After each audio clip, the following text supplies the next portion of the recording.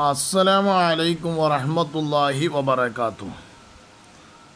നൗഷാദിൻ്റെ പല കളികളും വഹാബീസത്തിലേക്ക് നുഴഞ്ഞു കയറുന്നുണ്ട് എന്നുള്ളതിന് തെളിവ് തന്നെ ഹനീഫ കായക്കൊടിയുമായി കൊണ്ട് ഉള്ള ഒരു ഫോൺ സംഭാഷണത്തിൽ കേൾക്കാനിടയായി. ഹനീഫ കായക്കൊടി വേറെ ഒരു സുന്നി പ്രവർത്തകനുമായി കൊണ്ട് ഫോണിലൂടെ വിളിച്ച് സംസാരിക്കുകയാണ്. ആ വിളിച്ച് സംസാരിക്കുന്ന സമയത്ത് ഹനീഫ കായക്കൊടി പറയുന്നുണ്ട് നൗഷാദിൻ്റെ ചില കാട്ടിക്കൂട്ടലുകളൊക്കെ. അഥവാ ഹനീഫ കായക്കൊടി പറഞ്ഞത് നൗഷാദ് ആദ്യ കാലഘട്ടങ്ങളിലൊക്കെ 2013 മുമ്പ് വല്ല സംവാദത്തിനും പല പരിപാടികളിലേക്കും വന്നാൽ മുഖത്തേക്ക് പോലും നോക്കൂല, ഒരു മൈൻഡും ചെയ്യൂല. അത്രമാത്രം എല്ലാവരും മുണ്ടിയാലും സംസാരിച്ചാലും അവൻ മുഖത്തേക്കും നോക്കൂല, ഒരു ഫോൺ കോൾ ചെയ്യൂല, ഒന്നും ചെയ്യൂല, ഒരു ഇതുണ്ടാവൂല. എന്നാൽ ഇപ്പോൾ അതിൽ നിന്നൊക്കെ ഹനീഫ കായക്കൊടി പറയാം, അതിൽ നിന്നൊക്കെ നൗഷാദിന് നല്ല മാറ്റം വന്നിട്ടുണ്ട്.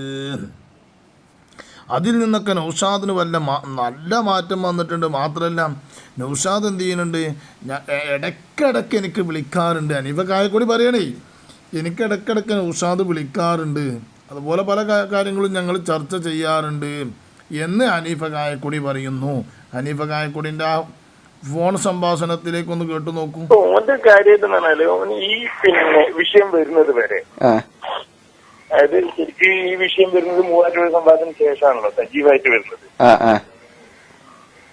അതുവരെ ഞാനായിട്ട് ഒരു ബന്ധമില്ലാത്തവനാണ്. ഹനീഫ കായക്കൊടി പറഞ്ഞിട്ടില്ലെങ്കിൽ നൗഷാദിനേറ്റ് മൂവാറ്റുപുഴ സംവാദത്തിന്റെ ആ സമയം വരെ ഒരു ബന്ധമില്ലാത്ത ആളായിരുന്നു. മൂവാറ്റുപുഴ സംവാദം വരെ റോഹൻ വരെ തലശ്ശേരി ആയാലും മറ്റു സംവാദങ്ങളായാലും നിങ്ങളൊക്കെ നമ്മളോട് സംസാരിക്കുമ്പോഴും അതെ. അപ്പൊ ഈ ഫോൺ ചെയ്യണ ഒരു സുന്നിയാണ്. നിങ്ങളൊക്കെ ഞങ്ങളോട് സംസാരിക്കുമ്പോഴും നൗഷാദ് സംസാരിക്കാറോ ഇല്ല.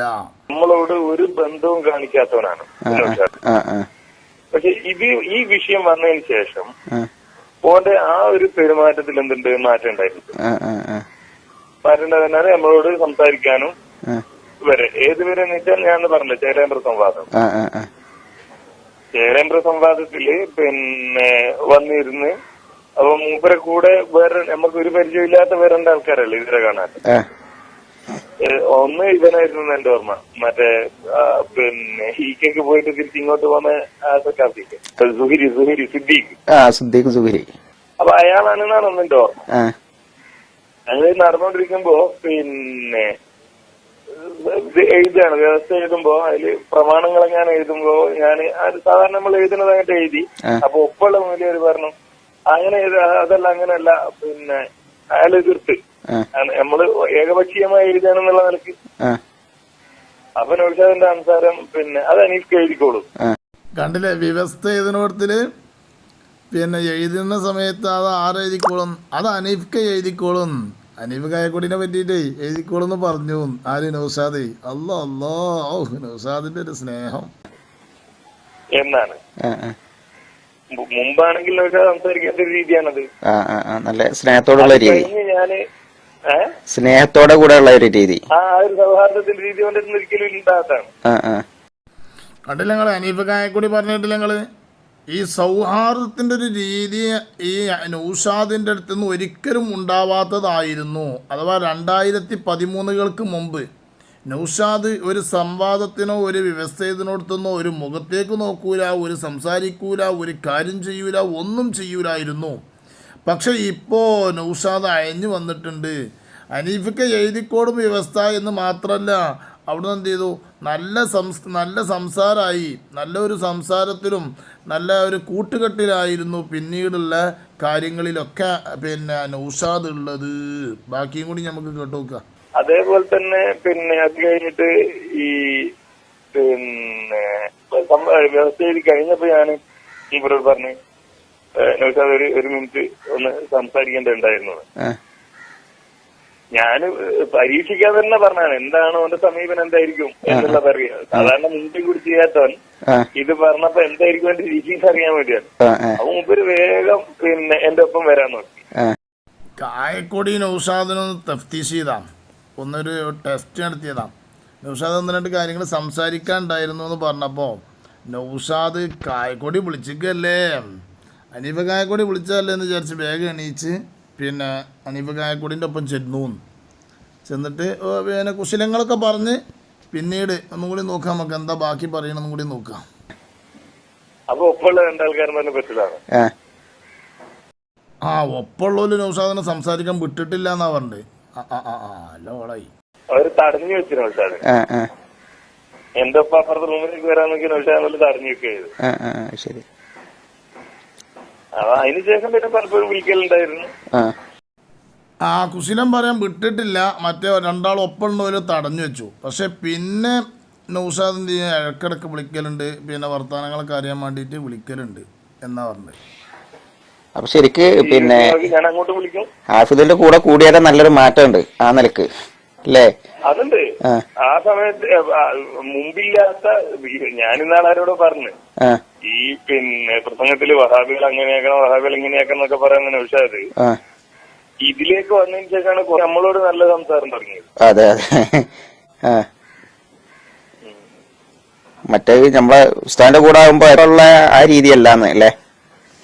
അതെ അതെ അതെ. കേട്ടിലേക്കുള്ള പഠിച്ച റബ്ബേ കേട്ടില്ലേ. ഇവന് ആദ്യം സുന്നി സംഘടനയിൽ പ്രവർത്തിച്ചിരുന്ന കാലഘട്ടത്തിൽ സുൽത്താനുൽ ഉലമ കാന്തപുരം ഉസ്താദിനോടൊപ്പം നൗഷാദ് പ്രവർത്തിച്ചിരുന്ന കാലഘട്ടത്തിൽ നൗഷാദിന് വഹാബികൾ അത്ര അറപ്പായിരുന്നു. വഹാബികളുമായി കൊണ്ട് ഒരു ബന്ധം ഉണ്ടായിരുന്നില്ല. കാരണം അന്ന് ഇവൻ ആരെ ശിഷ്യനാരോ, ഇവൻ സുലൈമാൻ ഉസ്താദിൻ്റെ ശിഷ്യനാണ്. സുലൈമാൻ ഉസ്താദ് എന്താ പറഞ്ഞത്, വഹാബിൻ്റെ കൈ പിടിച്ച് കണ്ട് മുസാഫാത്ത് ചെയ്താൽ കൈ കൊണ്ട് കഴുകണം എന്നാണ് പറഞ്ഞത്. അങ്ങനത്തെ ഉസ്താദിൻ്റെ ശിഷ്യനാണ് ആരും ഈ പിന്നെ നൗഷാദ്. അപ്പം നൗഷാദിലേക്ക് വഹാബികളെ കാണുന്നതും വഹാബികളുമായി കൊണ്ട് കൂടുന്നതും വഹാബികളോട് മുഖത്തൊക്കെ നോക്കുന്നതും നൗഷാദിന് അറപ്പായിരുന്നു. കായംകൊടി അനീഫാനൊന്നും അത്രയും കാലം അത്ര സംവാദങ്ങൾ നടത്തിയിട്ടും കായംകൊടിൻ്റെ ഒരു മുഖത്തൊക്കെ നോക്കിയാണ് കൂടി വർത്തമാനം പറഞ്ഞിട്ടില്ല എന്ന് പറഞ്ഞു. കായംകൊടിയാണ് പറയുന്നത്. അപ്പോഴാണ് ഇപ്പോൾ ത്വരീക്കത്തേക്ക് ഓൻ്റെ ഈ കാട്ടുകളിലെ ഹാഫിദിൻ്റെ ഒപ്പം കൂടിയതിന് ശേഷം നല്ല മാറ്റം വന്നിക്കണ്. കായക്കൊടിനെ പറയണതാ. നല്ല മാറ്റം വന്നിക്കണ് നൗഷാദിന്. പിന്നെ ഹാഫിദിൻ്റെ ഒപ്പം കൂടിയതിന് ശേഷം നല്ല മാറ്റം വന്നിക്കണ്. ഹനീഫ്ക എന്നൊക്കെയാണ് വിളിക്കണത്. പിന്നെ ഇടയ്ക്കിടയ്ക്ക് കുശലം പറയാൻ വേണ്ടിയിട്ട് ആര് വിളിക്കാറുണ്ട്, നൗഷാദ് വിളിക്കാറുണ്ട്. ഇടയ്ക്കിടയ്ക്ക് ആരെ വിളിക്കുന്നുണ്ട്, കായക്കൊടിനെ വിളിക്കുന്നുണ്ട് എന്ന്. ഇവൻ്റെ കാട്ടുകള്ളൻ്റെ മുഖം മാറിയിട്ടുണ്ട്. കാട്ടുകള്ളൻ്റെ മുഖം മാറിയിട്ടുണ്ട്. ആദർശ സംവാദം വെക്കണം, അല്ല ആദർശ വിശദീകരണമാവും ഓൻ്റെ പിന്നെ എന്താണ് ഓൻ്റെ കിണാപ്പിൻ്റെ പേര്, ആദർശ വിശദീകരണേ. എന്താ ആദർശ പറയണേ ചങ്ങായിയെ? ഇവർക്കൊക്കെ വിളിച്ചുകാണ്ട് ഇപ്പം ചെയ്യണ പണി എന്താണ്? ഈജിപ്പോൾ ചെയ്യണത് വെറും മുനാഫിക്കിൻ്റെ സ്വഭാവമല്ലേ ചെയ്യണത്. അന്ന് തന്നെ ഉണ്ട് എനിക്ക് മുനാഫിക്കിൻ്റെ സ്വഭാവം, അന്ന് തന്നെ ഉണ്ട് എനിക്ക് മുനാഫിക്കിൻ്റെ സ്വഭാവം. കുറച്ചൊക്കെ അന്ന് തന്നെ ഉണ്ട്. ഇത് തന്നെയാണ് ഏറ്റവും വലിയത്. പൊന്മുളസ്താദ് കഴിഞ്ഞാൽ പിന്നെ അത്യാവശ്യം തിരക്കടില്ലാത്ത ഇജാണ് എന്നൊക്കെ എനിക്കൊരു തോന്നലൊക്കെ വന്നിരുന്നു. ആ വന്നത് അവിടുന്ന് കണ്ടിട്ടാണല്ലോ അപ്പോൾ ഇതൊക്കെ ഇങ്ങനെ ആയത്. പൊന്മുളസ്താദ് ഫിഖ്ഹി പണ്ഡിതനാണ്, 4 മദ്ഹബിനും കൈകാര്യം ചെയ്യാൻ വയ്ക്കുന്ന ഒരാളാണ് എന്നൊക്കെ സംഘടനയും അതുപോലെ തന്നെ ശിഷ്യന്മാരും എല്ലാവരും പറയൽ തുടങ്ങിയപ്പോൾ ഇജ്ജ് തുടങ്ങി എന്ത് ചെയ്തു, അത്യാവശ്യം അത് കഴിഞ്ഞാൽ പിന്നുള്ള ഇജ്ജാണ് എന്നുള്ള നിലക്കാണ് എൻ്റെ പെരുമാറ്റം ഉണ്ടായിരുന്നത്. അങ്ങനെയായിരുന്നു എൻ്റെ കാട്ടിക്കൂട്ടലൊക്കെ ഉണ്ടായിരുന്നത്. പക്ഷേ മാറി ഇജെന്ത് ചെയ്തു, 2013 ശേഷം എന്നെ എടുത്തെറിയലോട് കൂടെ പിന്നെ എൻ്റെ ഇൽമുകളൊക്കെ എന്ത് ചെയ്തു, ഉയർത്തപ്പെട്ടു. എൻ്റെ ഇൽമു ഉയർത്തപ്പെട്ടു എന്നുള്ളതിനക്ക് തെളിവാണ്. എൻ്റെ സുന്നത്ത് ജമാഅത്തുകളൊക്കെ ഉയർത്തപ്പെട്ടു എന്നുള്ളതിന് തെളിവാണ്. ഇത് കായംകൊടിനായിട്ടൊക്കെ സംസാരിച്ച് കായംകൊടീൻ്റെ അടുത്ത് നിന്ന് എന്തെങ്കിലുമൊക്കെ കിട്ടി. ഇപ്പം എനിക്ക് എന്ത് ചെയ്യണം, കുത്തിത്തിരിപ്പ് വേറെ നിരക്ക് തുടങ്ങണം. എനിക്ക് വേറെ നിരക്ക് തുടങ്ങണം. അതാണല്ലോ ഇപ്പം ചാനൽ പോയി. ചാനൽ കഴിഞ്ഞ 2 ദിവസം മുന്നേ ചാനൽ പോയപ്പോൾ ഇപ്പോൾ ഇന്നലെ നടത്തിയ പ്രസംഗം സുബ്ഹാന ജല്ല ജലാലു മൂർഖം പാമ്പിനെ മടി പോയത് കണ്ട് പിന്നെ പുകയിപ്പിച്ച മാതിരിയാണ്. 3 ആളും പാടെ കടന്നിട്ട് ഇങ്ങനെ പെരങ്ങുക. 3 ആളും എന്തൊക്കെ പറയണമെന്ന് പുറത്തല്ല.